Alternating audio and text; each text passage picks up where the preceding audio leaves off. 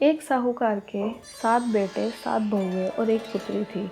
बहुएं और बेटी घर को लीपने के लिए मिट्टी लेने के लिए जंगल में गई।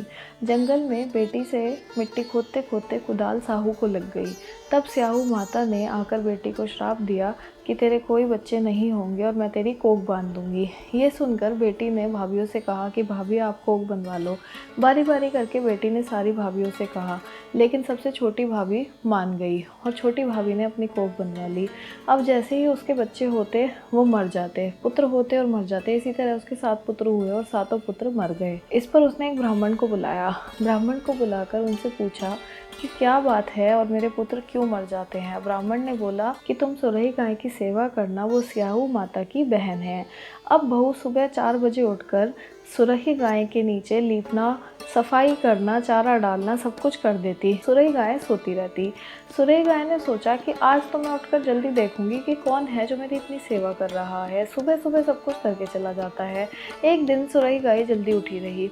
उन्होंने देखा कि छोटी बहू आई है और वो सब कुछ कर रही है। उन्होंने पूछा कि छोटी बहू क्यों कर रही हो तुम मेरी इतनी सेवा, जो मांगना चाहती हो वो मांगो। छोटी बहू बोली कि आप मुझे स्याहू माता के पास ले चलो।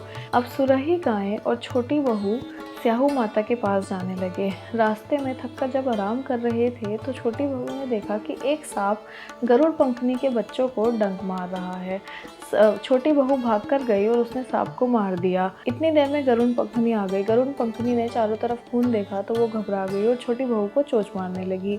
जब छोटी बहू ने उन्हें बताया कि उन्होंने उनके बच्चों की रक्षा करने के लिए सांप को मार दिया है तो गरुड़ पंखनी बोली, बोलो तुम मुझसे क्या चाहती हो। गरुड़ पंखनी को छोटी बहू ने बोला कि आप हमें स्याहू माता के पास ले चलो। स्याहू माता के पास जाने के लिए गरुड़ पंखनी ने सुरही गाय और छोटी बहू को अपनी पीठ पर बिठा स्याहू माता के पास ले गई। स्याहू माता उन्हें देखकर बोली, सुरही बहन तुम तो बहुत दिनों में आई हो, बताओ कैसे आना हुआ। चलो आ ही गई हो तो मेरे सर में बहुत जुएं पड़ गई हैं, वो निकाल दो। छोटी बहू ने स्याहू माता के सर से सारी जुएं निकाल दी। इस पर खुश होकर स्याहू माता बोली कि जा तेरे 7 पुत्र और 7 बहुएं होंगी।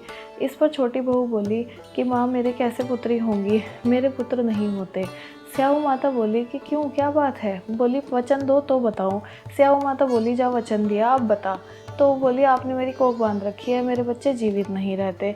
इस पर स्याहू माता बोली कि तूने तो मुझे ठग लिया, मैं तेरी कोख तो ना खोलती, लेकिन अब वचन दिया है तो जा, तेरे 7 पुत्र और 7 बहुएं तेरा घर पे इंतजार कर रहे हैं। जब छोटी बहू घर पहुंची तो उसने देखा कि उसके 7 पुत्र और 7 बहुएं हैं।